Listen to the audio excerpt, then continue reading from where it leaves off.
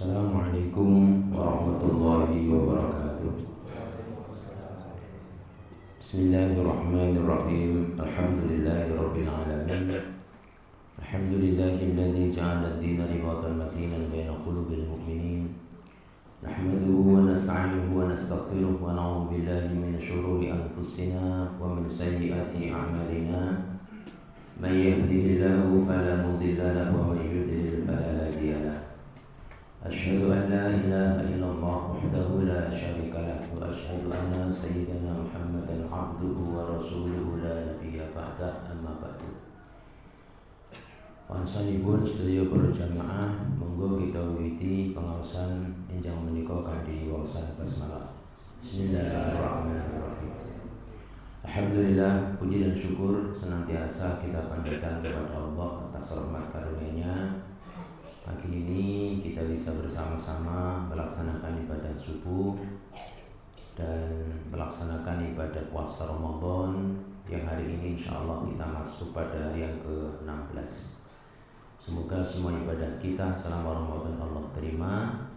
Ramadan yang tersisa Allah berikan kekuatan untuk menjadikannya lebih baik dibandingkan yang sudah berlalu. Amin Allahumma amin. Salawat serta salam semoga senantiasa terlimpah pada baginda Rasulullah Muhammad sallallahu alaihi wasallam. Bapak Ibu rahimakumullah, hari ini tanggal 16, nanti malam 17 di banyak tempat masjid-masjid menyelenggarakan kegiatan peringatan nuzulul Quran.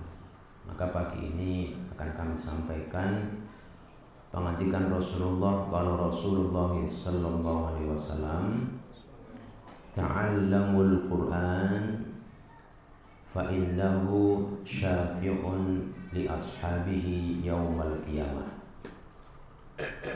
Ta'allamu, belajarlah kalian semuanya Al-Qur'ana, belajar Al-Qur'an.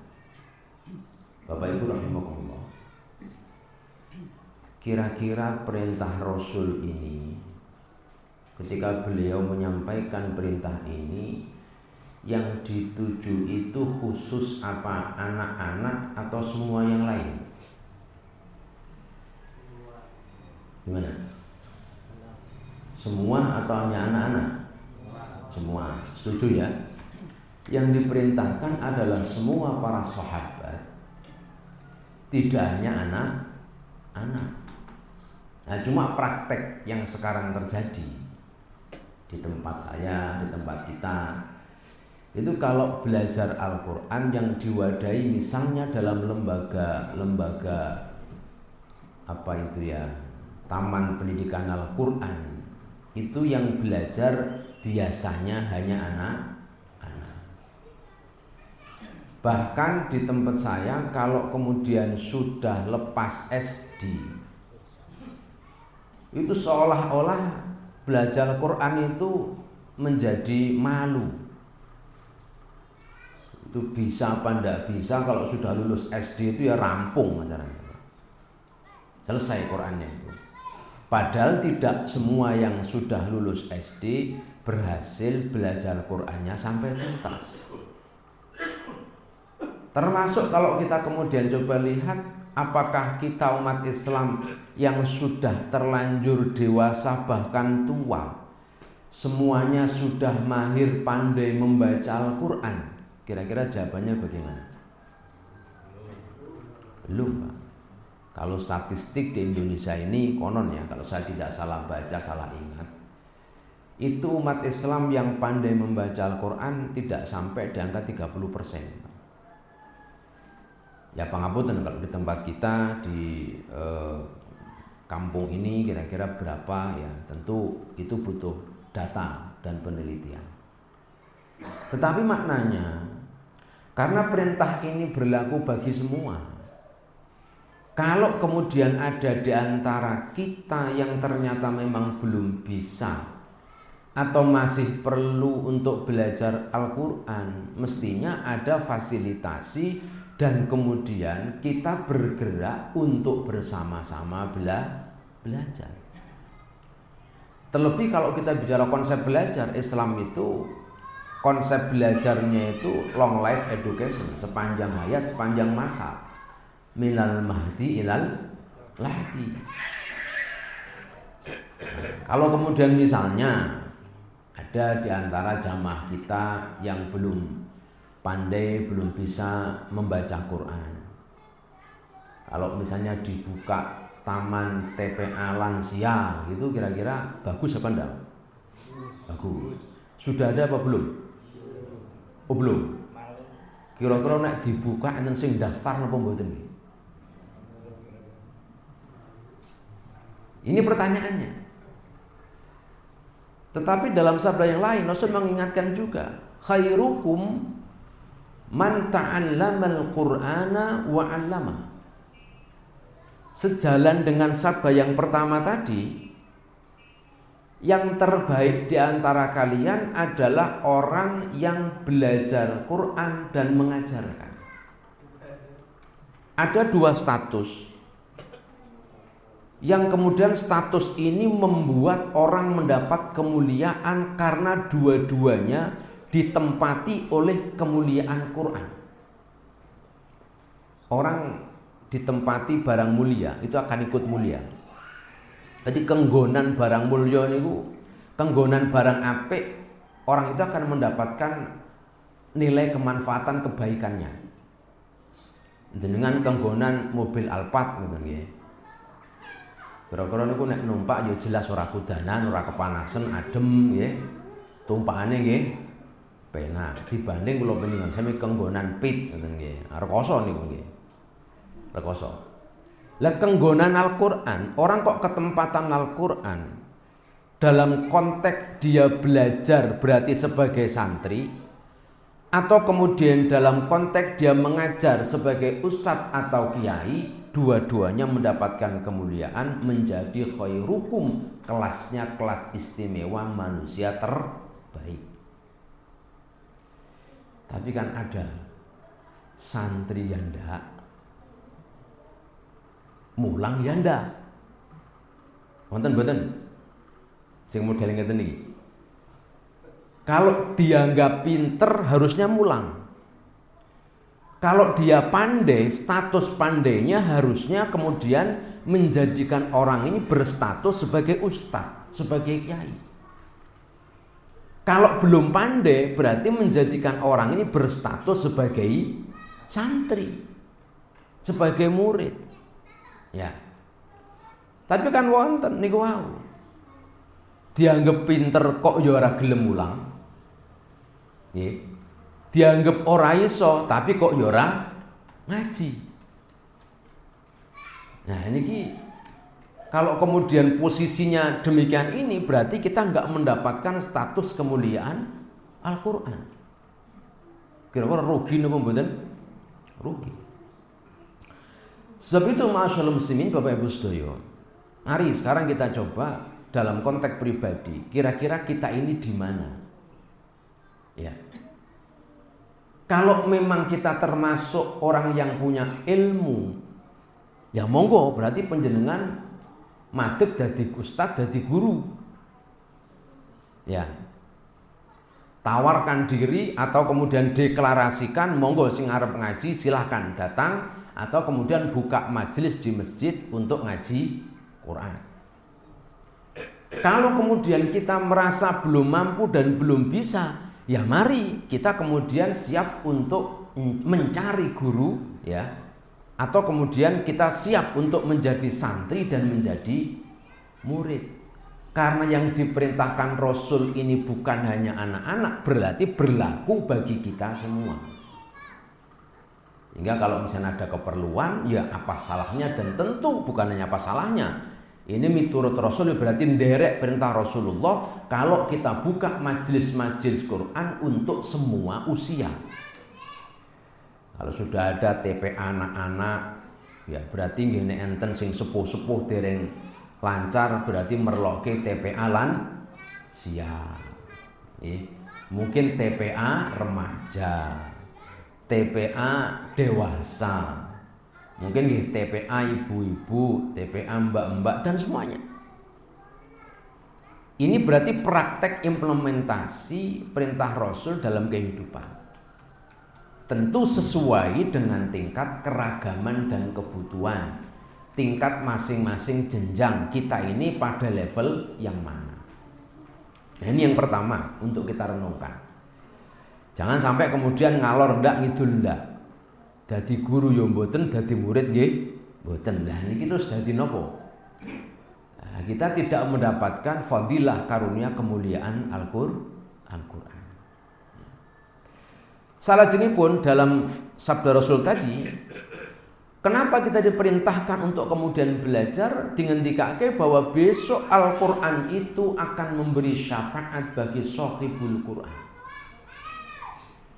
Kita semua tidak yakin sing diarep-arep binjing niku nek bab selamat, ndak yakin kita ini selamat.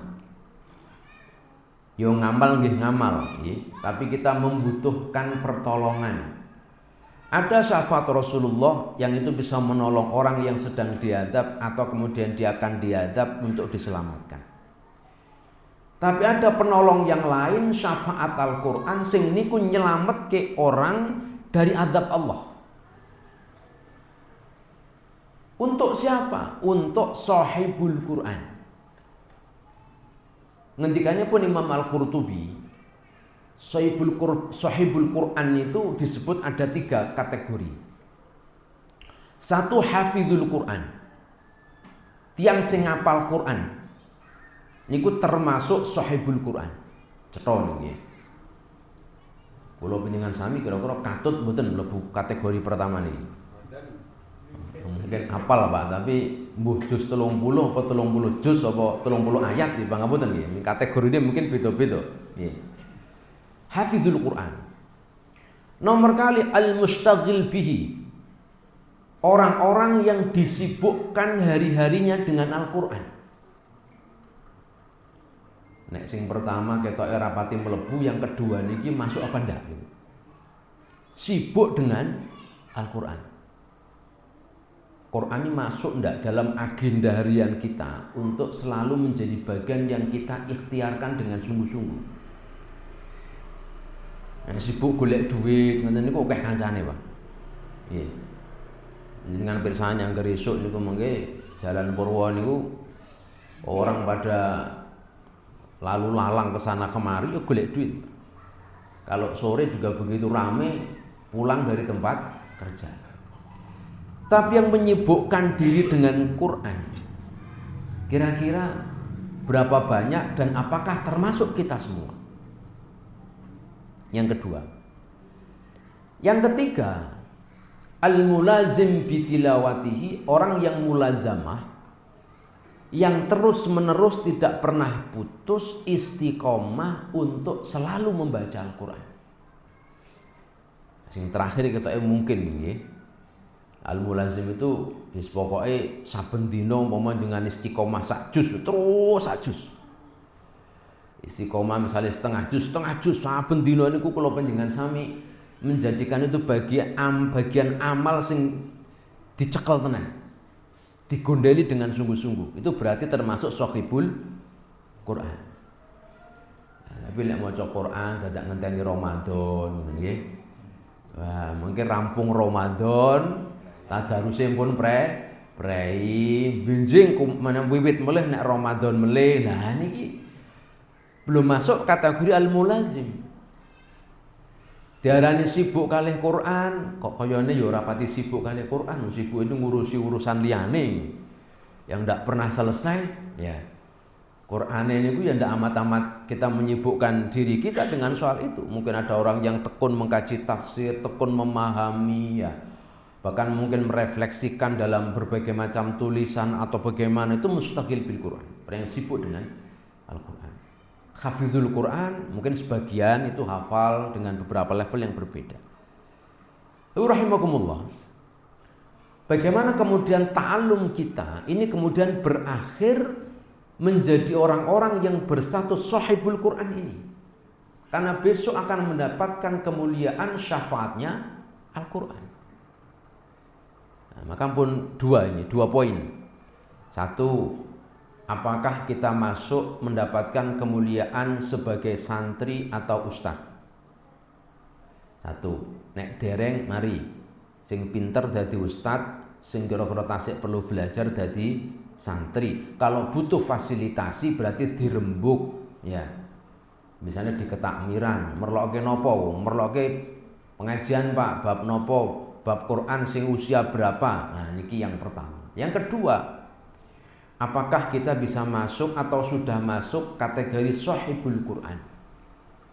Baik dalam pengertian hafizul Quran atau orang yang sibuk hari-harinya dengan Quran, atau yang ketiga orang yang mulazamah selalu istiqomah membaca Al-Quran.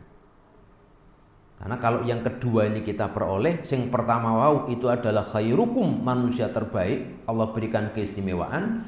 Yang kedua, kula panjenengan sami mendapatkan syafaatnya Al-Quran besok di hari kiamat. Kita tutup dengan sebuah riwayat dari Rasulullah. Dulu ada orang yang meninggal dunia.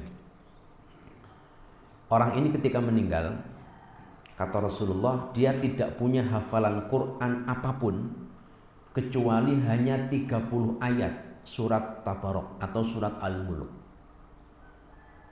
Orang ini punya dosa. Begitu masuk ke dalam kubur, ditutup kuburnya, datang malaikat yang akan mengazab orang ini. Ketika malaikat ini datang akan mengazab orang ini, tiba-tiba surat Tabarok niki kaya melumpat begitu, langsung menghadang di hadapan malaikat ya, ngadang-ngadangi antara malaikat dengan orang ini. Intinya apa? Malaikat, aku ini adalah Al-Quran katanya. Ya. Kalau kamu mengazab orang ini, berarti kamu mengazab saya. Malaikat nggih mboten wani mengazab, menyiksa Al-Quran. Kata malaikat, karena kemudian nggak ketemu solusinya, tugas malaikat sesuai prosedur mengazab orang yang harus diazab. Tetapi niki Tabarok niki muncul untuk membela orang ini, menghalang-halangi malaikat. Akhirnya malaikat yang kata, sudah begini saja. Kalau memang kamu akan memberikan syafaat pada orang ini, silakan menghadap kepada Allah, minta putusan kepada Allah. Kalau Allah mengizinkan, ya sudah, berarti orang ini selamat, nggak jadi diadab atas putusan Allah. Akhirnya surat Tabarok menghadap pada Allah. Ya Allah, ya Rabb, hambamu si fulan yang ada di dunia ini dulu sudah berlelah-lelah belajar menghafal membacaku. Orang ini sudah lelah belajar menghafal membacaku. Apakah engkau akan mengazab orang ini sementara aku ada dalam kerongkongan, ada dalam dadanya ya Allah? Kata Tabarok, kalau engkau akan mengazab orang ini ya Allah, hapus saja aku dari daftar surat Quranmu katanya. Wah, ini geleling itu surat Tabarok ini. Kata Allah, kok kayaknya kamu marah Tabarok? Ya patutnya kula niki nesu ngoten nggih. Saya itu dihafalkan ada dalam dadanya, kok mau diazab sama malaikat gitu. Kata Allah, sudah kamu kembali, orang itu milikmu, berikan syafaat kepadanya. Datang dia kembali ke situ, sampaikan apa yang Allah firmankan, malaikatnya pergi, selamat pak orang ini. Karena menghafal surat Tabarok. Maka Rasul menyebut surat Tabarok ini dikatakan Al-Munjiat, dan sejak Rasul menceritakan kisah ini, tidak ada sahabat kecil, besar, merdeka, budak, tua, muda kecuali belajar dan menghafalkan surat Tabarok atau surat Al-Mulk. Surat pertama juz 29. Bapak Ibu rahimakumullah. Semoga kita semuanya mendapatkan bagian menjadi orang-orang yang mendapat kemuliaan Al-Quran dengan cara yo kenggonan Al-Quran. Karena kita menjadi mulia yang gandol muliane Quran. Dengan cara apa? Dengan cara kita menjadi orang yang belajar, baik berstatus sebagai santri atau berstatus sebagai ustaz. Menjadikan diri kita sebagai sahibul Quran, baik sebagai orang yang hafal, orang yang sibuk, ataupun orang yang kemudian selalu membaca Al-Quran.